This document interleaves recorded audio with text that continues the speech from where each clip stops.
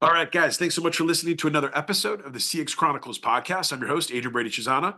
Super excited for today's guest, guys. Bill Waid is joining us from FICO. Bill is the Chief Product and Technology Officer at an incredible company that many of you already know about, but he's here today to kind of talk with us about not just customer experience, but data, AI, the future for how all of us need to think about where our information is going. So, Bill, I'm pumped to get you on the show, and I'm pumped to have hear your story today. So, why don't you say hello to the CX Nation, my friend?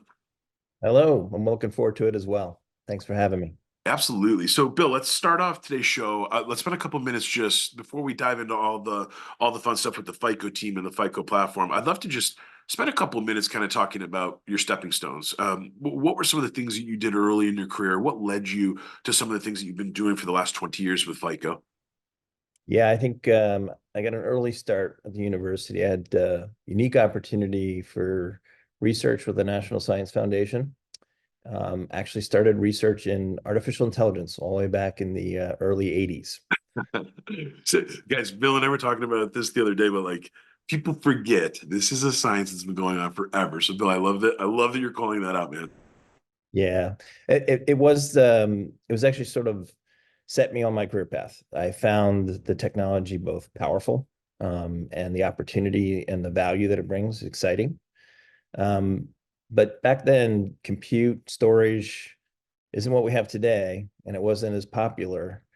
Making it real and driving business outcomes was a bit of a challenge. And from that point forward, I've been working progressively on making the technology more approachable, focused on applying it to business outcomes and bringing it down into the mainstream. I'm happy today that what we went through, we called it the AI winter, is out over, and AI is back in popular, and it's actually beginning to make traction.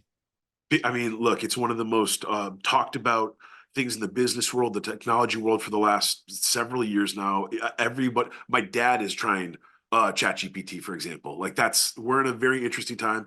Most of our listeners, Bill, as you know, they're all guys and gals that are leading customer experience, customer support, customer contact teams. AI is a huge part of today's game, right? And it's going to continue to develop.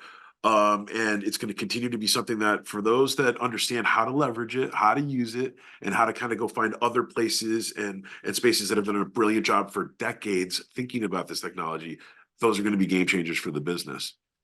They certainly are. In fact, a large portion, if not the majority of FICO's business is premised on the application of AI. And it's exciting times because the technology and the adoption and the interest of applying it is at an all-time high, and it's affording lots of opportunity.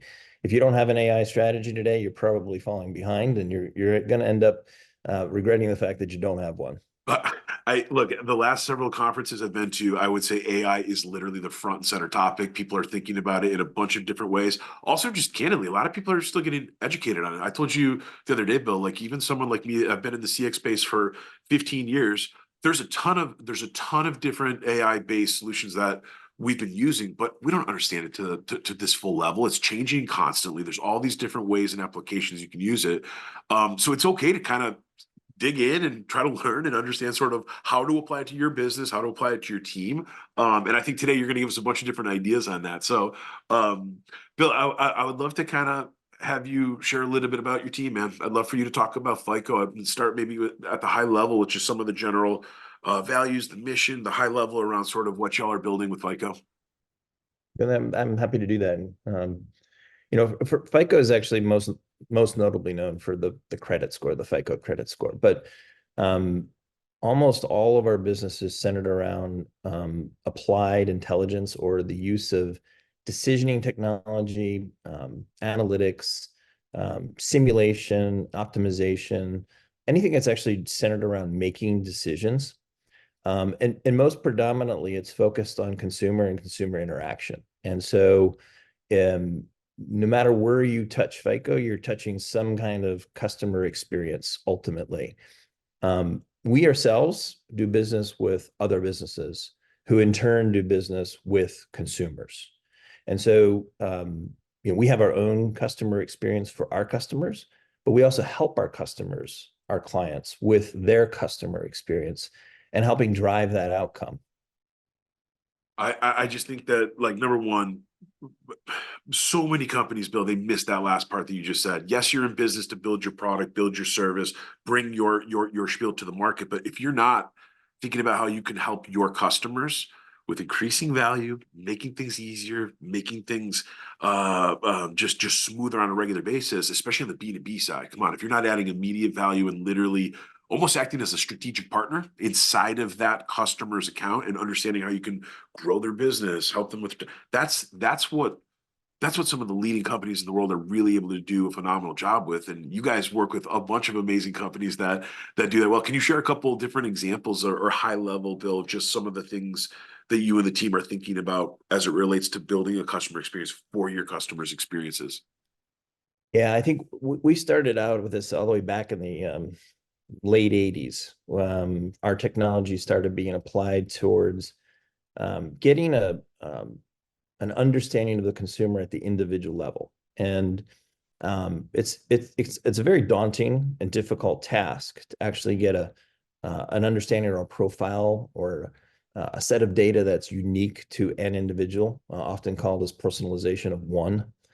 And so we started developing these techniques to be able to amass large volumes of data at high speeds and very low latency so that you can get a real-time understanding of that customer.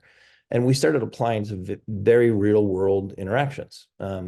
Here's an example. I'm sure most people at some point in time have gotten a text message that says, hey, we noticed an unusual transaction on your credit card. Was this your transaction?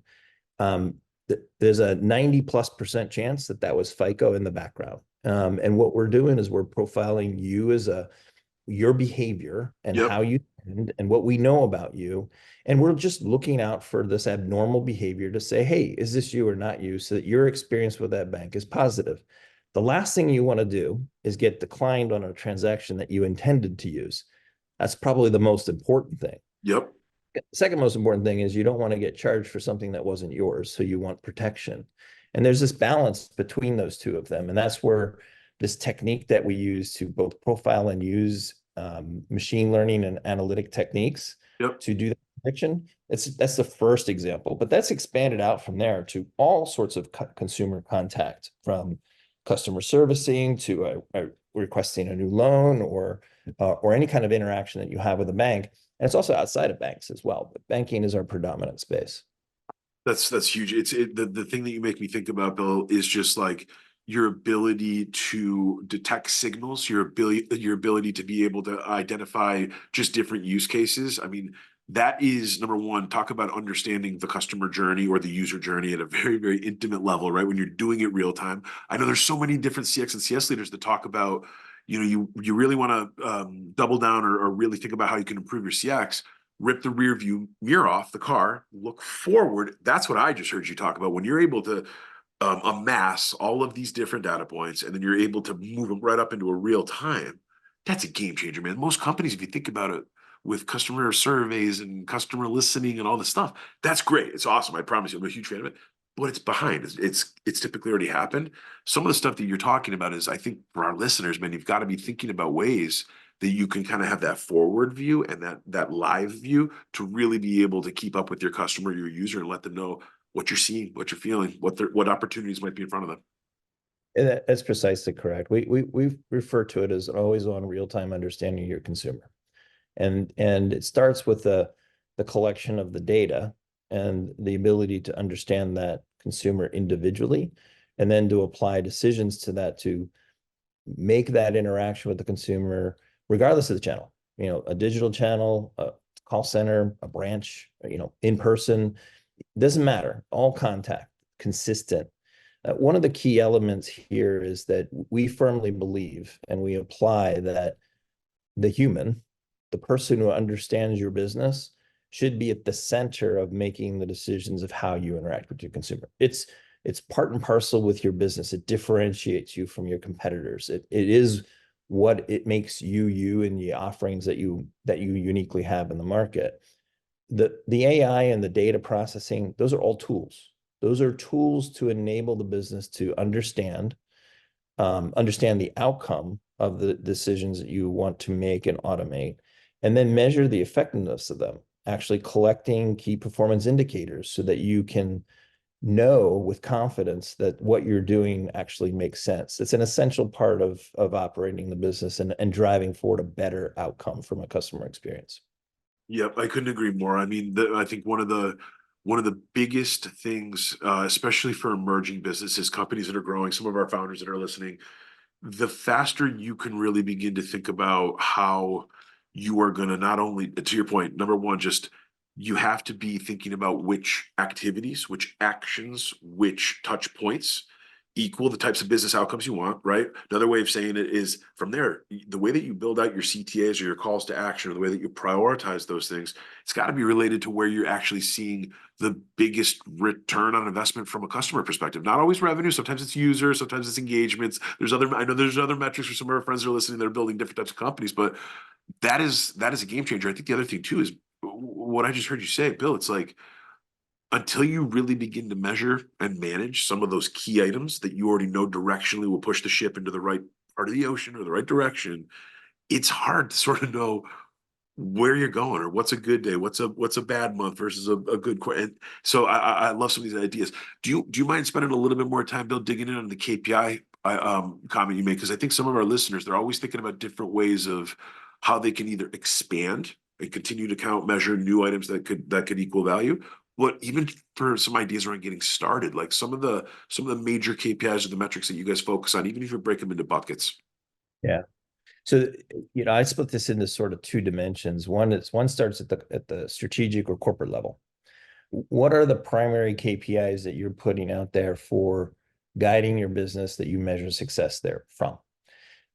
Traditionally, a lot of people focus on revenue and profit, because ultimately there's a direct correlation between profit and revenue and valuation of the company, which you're driving. If you're public or private, it doesn't matter. You sort of your outcome of driving the business. I've seen in the last decade, and certainly in the last 5 years, some fundamental shifts in thinking about what KPIs actually drive better business outcome. And NPS scores are actually directly related to stock price in the banking industry. That was a study done a long time ago by organizations that found the correlation, and it's well known. But today, a lot of organizations are focusing on a very different KPI, which is customer engagement. And they're literally measuring interactions and the number of consumers that are picking uptake through their digital channel or other channels.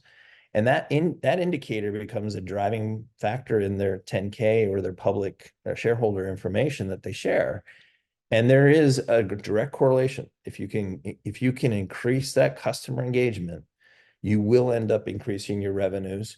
You will end up increasing your profitability because your interaction with that consumer becomes broader, more share of wallet, more interaction, more products, sales, but it also actually reduces your cost of delivering all of that. In the banking industry, they call it efficiency ratio. And so these are the sort of the top level ones that they look at, and one feeds the other.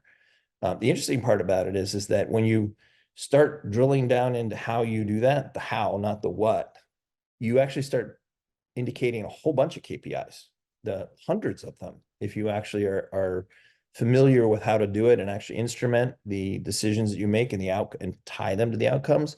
And all of them are leading indicators, and they become benchmarks for your overall business performance. Yeah, I love that. I think, Bill, like one of the things that you're immediately making me think about is number one, you get started, period, right? You understand what the big high level organizational goals are. Number two, this stuff evolves organically, right? In any organization and on any team, you're absolutely right. The minute you start to count, measure, manage across all of these different focus areas, you begin to expand what else you're going to count. The other thing too that you make me think about here is just like this stuff. It doesn't always happen overnight. And I know that you mentioned like FICO. FICO's been at it for decades and decades and decades, right?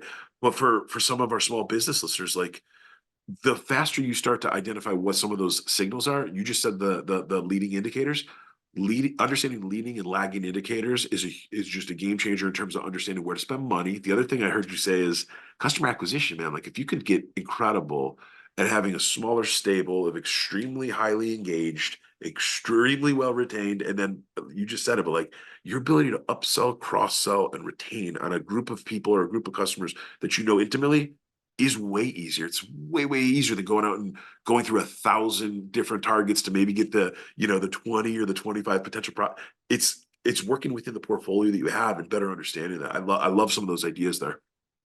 Yeah, it absolutely is. I mean, you're spot on. Like most organizations start with, aspirations of either growing their business by acquiring new, which can be a very costly thing, Yep. but just focusing on your core customer base is the fastest way to get to growth.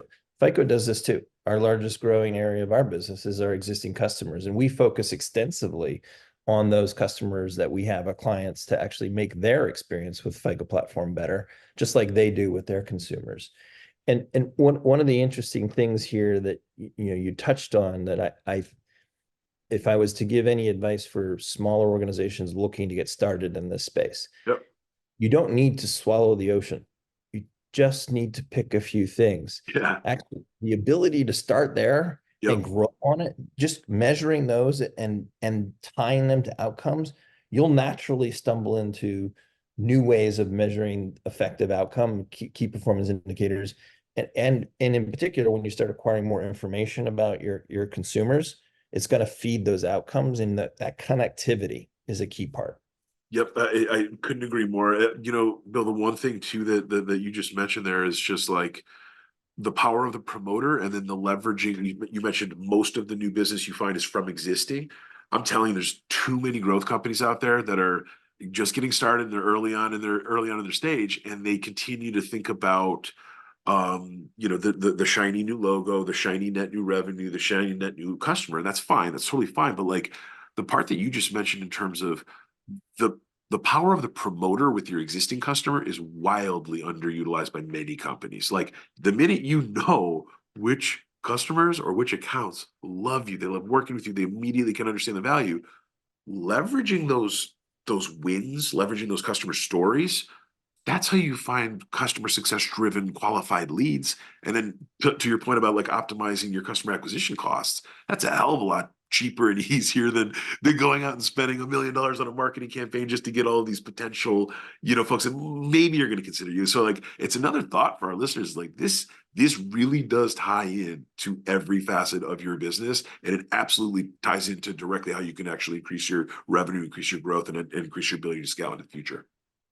It's an interesting topic. We have some advanced analytics that we've done for years now around we refer to it as social network analysis. And where it originated from was is really out of identifying fraud rings. So fraudulent behavior actually typically happens in rings, and there's connectivity between fraudulent people and other sort of regular consumers through these channels.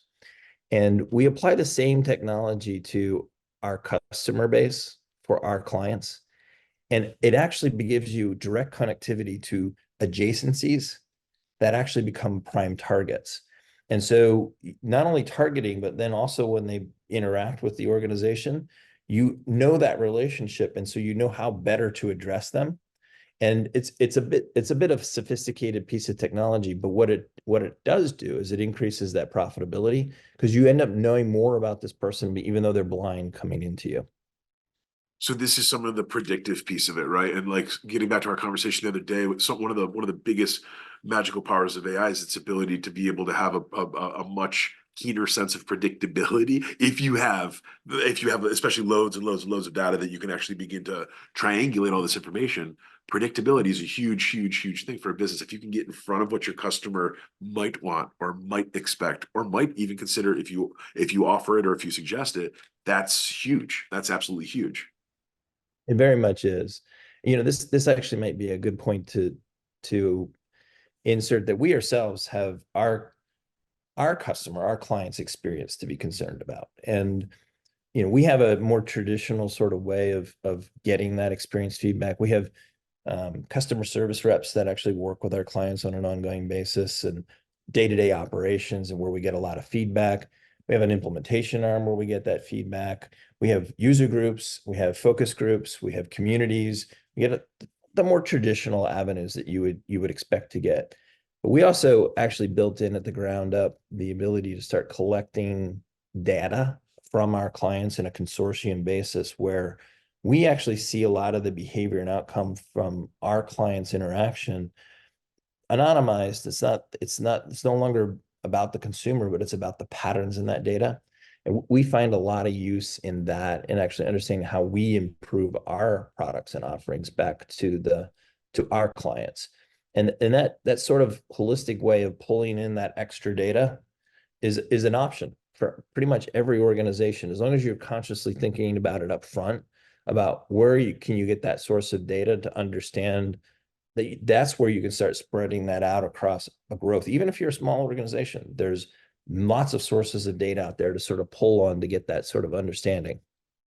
I was literally going to ask you, like, you're spot on, where I think one of the biggest, like, underserved or under leveraged values that I see so many CX and CS leaders kind of missing with some of the clients that we work at CXC, it's feeding some of that back to product. And my question for you is, I'd love to, like, on this point right here, what, like, can you spend a minute or two talking about, as a product and technology leader at FICO, love some ideas around how some of these other founders or startup leaders can think about, because you just nailed it, whether it's a little bit of data, whether it's a couple things on your few customers or your small stable, but like, what are like the one or two areas that you've really kind of found to just be a game changer as far as getting the right type of product feedback to even understand how you and your product team are going to go build your deliverables, build some of your sprints, build some of the things that you're building out, and prioritize, and how to prioritize them? The first thing that you need is a basic understanding of the business, right? You need to understand either your consumer or the businesses that you do business with, and what their primary objectives are, what they're trying to get out of the use of, in our case, our software, our platform. And most of them are trying to get to a higher degree of personalization and interaction. And so they might go about it different ways, though. So there might be different priorities coming back to those overarching KPIs and how you want to measure that feeds that directive. But once you understand that, one of the things that we do is we collect an inordinate amount of data that actually flows through our platform. And we actually sit down with our customers, and we analyze that output from their outcomes perspective, and we link that back to their original assumptions, and we can explain exactly where their strategies might have gone awry or were off of what they were looking for in the first place. We then use that as a feedback mechanism. How do we actually improve our products to make it easier for our clients to adapt and apply this? We fundamentally start from the perspective that business is in charge of operating the business. And as such, we're not tech. We actually are applying the technology to the business user. It's probably our biggest area of feedback is, how do I explain this? How do I make it transparent? This little black box called an AI bot, AI machine sitting over here. What's it doing? How is it doing it? Can I really trust it? Is it actually helping me? If you can explain that, and you can improve the way that actually is explained to the business, they'll adopt it, they'll embrace it, and they'll use it. And those are the predominant areas that we focus on our feedback. And a lot of it comes from the data that we have and how it works in concert with one understanding their objectives. I love it. I think, like, the thing that you're making me think about, Bill, is just like, the sooner you can begin to do any form of a customer success or an account plan, whatever you guys call them, whatever people call them, different things, but understanding what the primary goals, objectives, and then value adders or value drivers are that your customers expecting, being able to leverage whatever type of usability data or service data you guys have. Because think about it, Bill, like, there could be people that have a small, a small laundry service. You still have data. You have data on the hundreds of customers you got, but being able to use those things in concert, that's a big part of the game changer. Because I know some of the clients we work with, Bill, will literally go through their customer success planning. We'll look at how they're doing their quarterly business review, and we're looking at how they're actually showing value readouts to some of their customers. It's amazing how many companies don't do it. They don't even do it. And these are companies that are charging these same clients.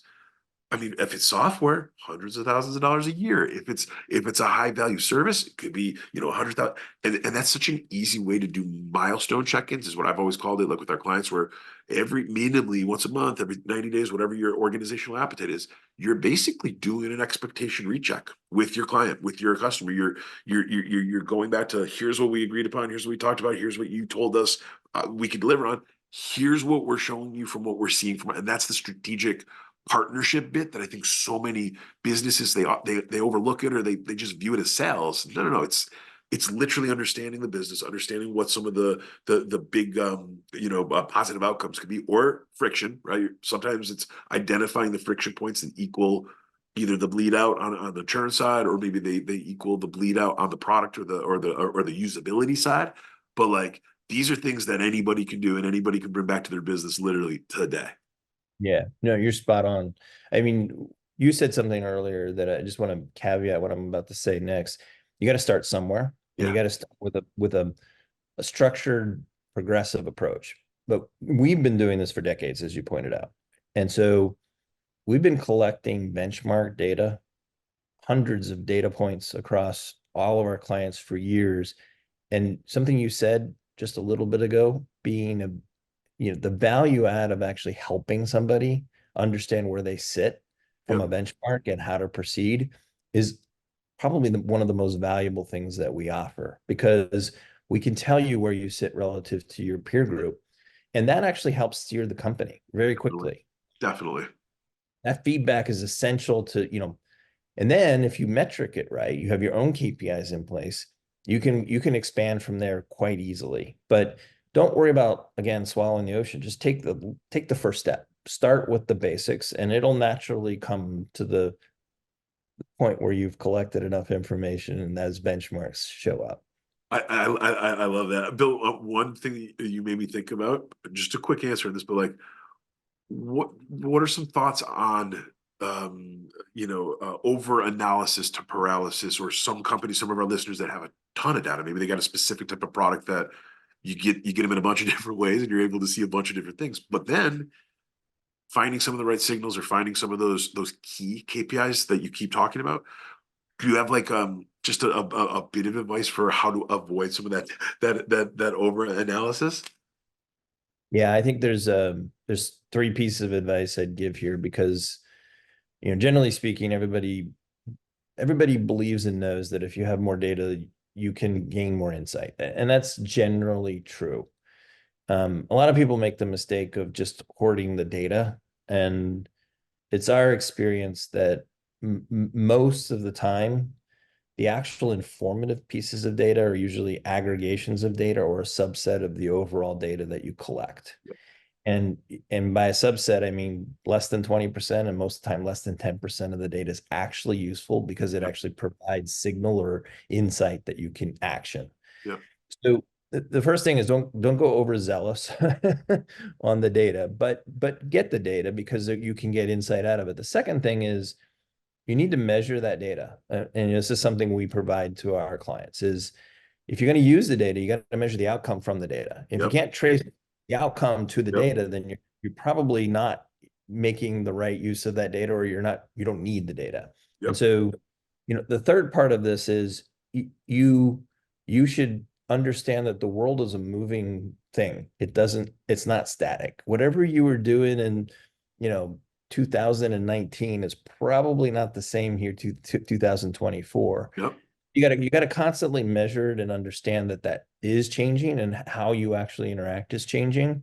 So just get into the practice of checking in and understanding what that data, that meaningful data, is actually doing to the outcome, and revisit it Yep. often. Like not once a year, not once a month, but actually on a weekly basis. Make sure you're looking at that, because it's going to change. And particularly in highly competitive markets like retail, like Yep. it's constantly changing. Yep. I think the one part that you just mentioned, man, I've been thinking about this a ton lately. People constantly ask, Adrian, I don't know why I can't get this executive buy-in. I can't get this executive leadership team to listen to me.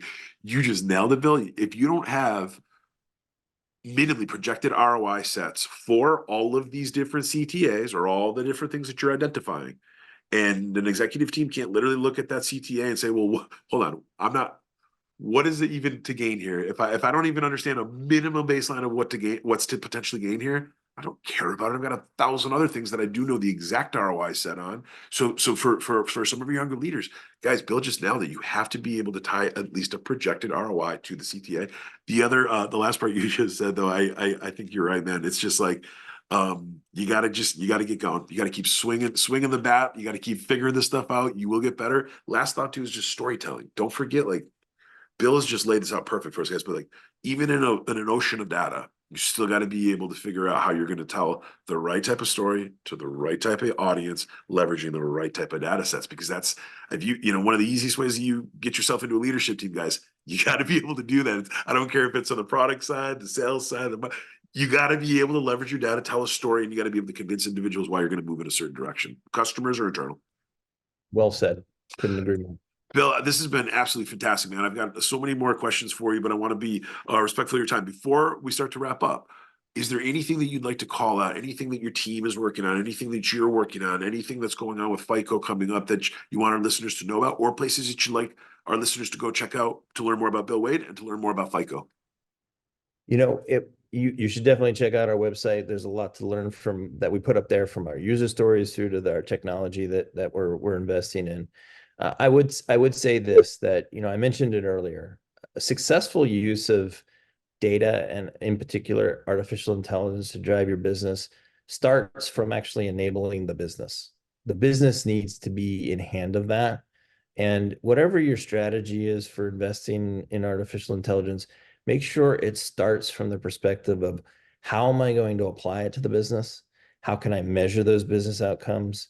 How can I ensure that I'm actually driving the business the right way? If you start from that perspective and not on the technology side, you're going to end up in a far better spot. Yeah.